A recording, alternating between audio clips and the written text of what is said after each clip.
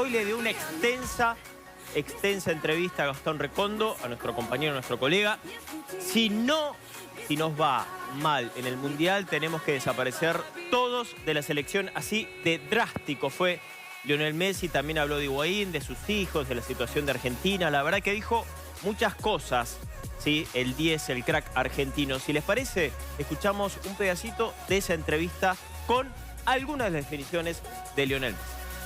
Yo creo que si a nosotros no va bien, no va mal este Mundial, tenemos que desaparecer todo de la selección.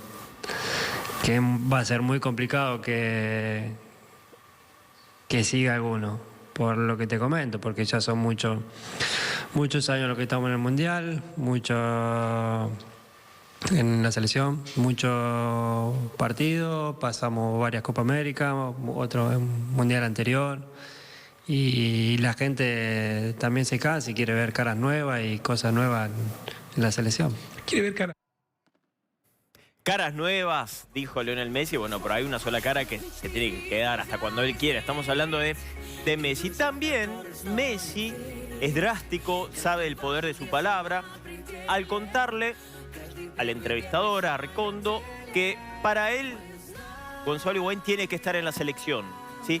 Por un lado, Higuaín tiene el nivel para estar otra vez en la selección argentina, pero por otro lado también es como apartar un poco, correrlo del centro de la atención a Mauro Icardi, ¿sí? Porque o es Higuaín o es Icardi. Me parece que para todos no sé si hay tanto lugar. Hay que ver qué pasa por la cabeza de Jorge Sampaoli.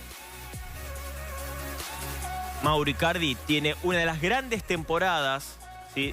Una de sus mejores temporadas, para decirlo mejor, con 16 goles en 15 partidos y con la chance de pasar al Real Madrid por más de 80 millones de euros. Estamos hablando de que si pasa al Real Madrid es para el segundo semestre del campeonato español. Estamos hablando para el año que viene. Se está hablando de que ya hay una revisión médica arreglada para el 26 de diciembre en Madrid.